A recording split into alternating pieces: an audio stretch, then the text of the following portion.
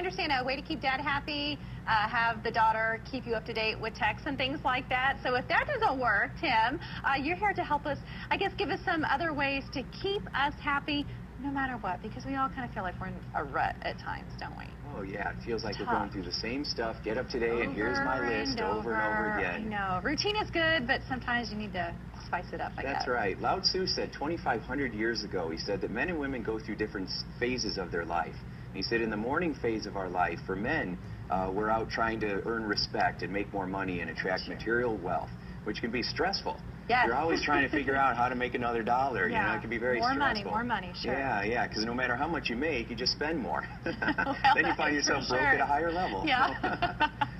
Where, you know, when in the afternoon season of their life, it becomes more about family and spirituality. So it starts to shift. I think guys mellow as they get older.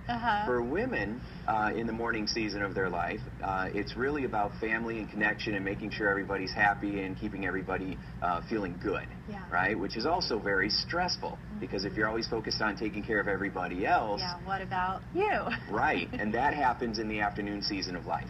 Okay, so now finally in the afternoon season, women are into personal development and taking care of themselves and developing their own self-esteem, which is really good. So I've got a couple of tips that will help us to be able to do that right now. Okay, what do you have for us, Tim? So the first one is to be intentional and ask yourself, what is it that I want to feel today? Okay. Yeah, not what do I have to do today, but how do I want to feel today? So it's all about that mindset, telling yourself how you want to feel, I suppose. As soon as I know, you can feel it. Can you feel the shift? I know the emotion. It's all changing, Tim. That's right. Sure. That's right. Okay, so how do we be intentional? Do we literally tell ourselves, this is how I'm going to feel, or you just, I'm feeling happy, and it just overtakes? Yeah, what I recommend in the beginning is get out a piece of paper and just write down, these are some feelings that I'd like to feel more often. Okay. I'd like to experience joy or peace or excitement.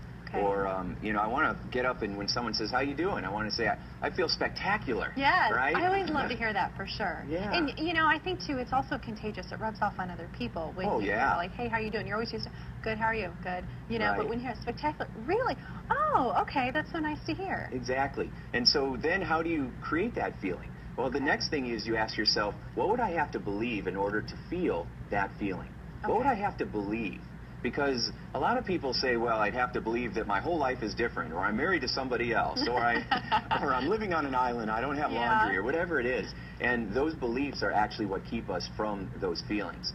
You can't get out of a mental prison if you don't realize you're in one. Okay, and so the goal is to be the cause in our life, not the effect of it. So I was in the screen room, and one of my friends says, what does that mean? And to be the cause of your life means that instead of feeling sorry for ourselves or getting angry and blaming our situation or others, instead we decide, I'm going to bring this feeling into my day. I'm not going to get caught up in what happens to me. Let's focus on what I can do to bring the fun, to bring the joy, to bring the passion into my life. If I have laundry today, what can I do to make it fun? You know, what would I have to believe in order to think that laundry could be fun today, or making phone calls could be fun today? And then you start to change those beliefs, because you have the power to do it. You know, that's what's interesting. The mind is a very powerful thing. It really is. So step 3 of my process here is to be mindful. Be full in your mind. Make sure that what you tell yourself is what you want to believe. You know, whatever we think about most shows up in our life.